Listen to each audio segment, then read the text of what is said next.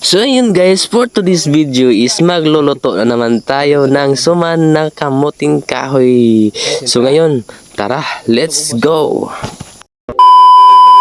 So ayun yan guys, plano namin is magluluto lang ng kamuting kahoy at saka pagkuha ni Papa is marami yung kamuting kahoy na nakuha namin, sabi ni Papa magsuman daw kami, magsuman na kamuting kahoy. So ito nga guys, ang daming nakuha namin na kamuting kahoy, ang laki at ang haba niya guys. So ito na guys, i-prepare natin yung kamuting kahoy.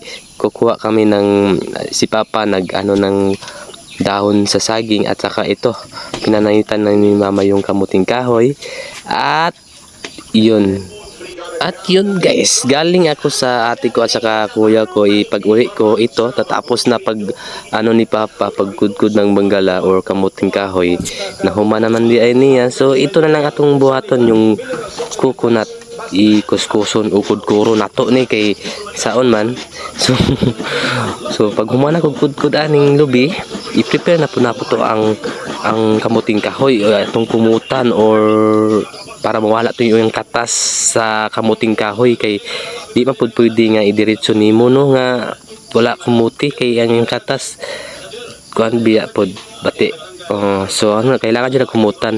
So inani na pagkumot guys, saon pag ang naong din, kailangan mahiwo dyan ang nahong kay nama po ni two-way process ang pagkumot sa pagkuha sa piga sa katas sa kamuting kahoy. Pwede na po na siya nimo datulan sa mga kahoy para mawala ang iyahang katas.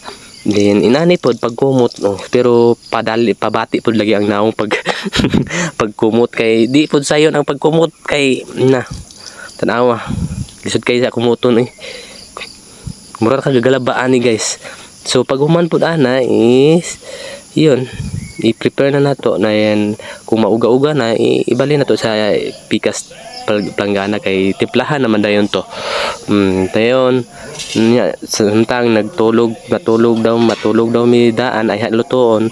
Ipagmata na ko is naluto naman, di wala na nako na videohan ang say pag-process ato.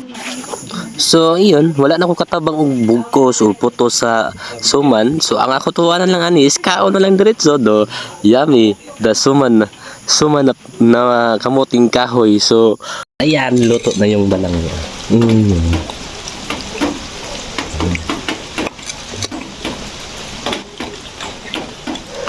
So at sa wakas makakaon na dyan balik na suman na kamuting kahoy, kay dugay-dugay namin wala kaluto or nakaputo, nakasuman or sa pailaing luto sa kamuting kahoy lungagon kay lagi nahuddan og kamuting kahoy na may mga kuan sa umate nakakuha man mi. So timing kaayo nakaluto dyan mig suma na kamuting kahoy. Og maora to guys, that's it for today's video, and don't forget to follow, like and share, and follow my social media account.